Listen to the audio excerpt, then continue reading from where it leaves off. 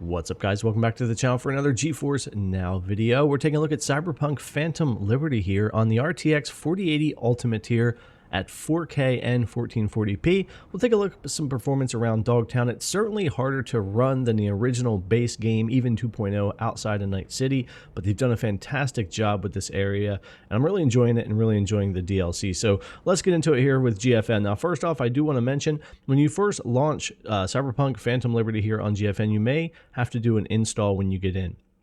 I like to go ahead and check properties as well to make sure the DLC is checked marked. You're not supposed to have to do that anymore. I just like to check to be sure. This process could change at any time. I'll try to leave a link to the post on directions for this as well in the description, but I do want to mention this going into it, that if this happens and you need to go through this install process, it only takes a few minutes. You should only have to do it the initial time. Then you're able to click play, launch into the game, and you'll be good to go. So if you run into that, it shouldn't be a major issue for you. I did have to do it once. I have had to click play each time I've gone in now. Since then, it hasn't auto-launched.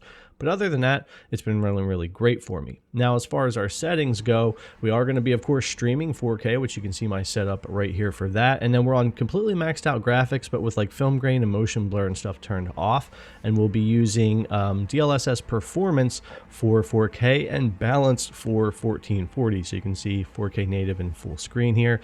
And then here's my 1440p setup with the same graphic settings, except DLSS will be balanced here. And of course, our game's native resolution then bump down to 1440 as well as the stream, and this will let us see the performance and quality of both of these. Now, as we jump in here, I want to show you really quickly while I'm using performance, or you could go auto for when you're in 4K. If I do go to balanced DLSS, which I would prefer, there's a lot of areas of the game that go down to 49 or 50 FPS that way.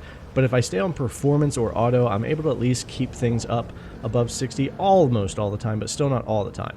So that's why I'm opting to stick that way. And the same thing over here with a little bit of combat, which we'll compare this to 1440 later as well. But this with 4K balanced DLSS versus the performance, it's just enough of a difference that it really does help the game hold much better frame rate. It helps frame gen do a little better and all that. So we'll stick with that throughout the video. But if we take a look at 4K DLSS performance and 1440p here, DLSS balanced, you can see what our frame rate is like and what our picture quality is here and all of that. Now, of course, 1440p with balanced DLSS is giving us a much better, much smoother frame rate, especially here streaming to my local 240 hertz monitor. When you get out driving around, even with performance on for DLSS at 4K, there are times you're still going to have dips down pretty low at times. I've even seen 59 or 60, but 1440p does hold much better if you want to opt that way. The game looks absolutely gorgeous, especially at nighttime with these maxed out graphics either way. I personally don't want to have to turn anything down, and I'm a 1440p gamer, so there's no reason why I will have to. I'll be sticking with 1440p maxed out graphics, DLSS balanced. I could even go quality if I preferred here and really enjoy Phantom Liberty that way. But if 4K is what you go for and that's what you're wanting to run, or that's for your TV or for your monitor or whatever, that's running fantastic as well. But just be aware, there are going to be times when it dips to 60, sometimes below, which is no big deal. That is still fantastic for such a gorgeous and difficult to run game. But for me, the 1440p with that higher frame rate looks fantastic here on my 1440 monitor where I play a lot of my GeForce Now. And the lighting in Dogtown, especially at night, just looks gorgeous at either resolution.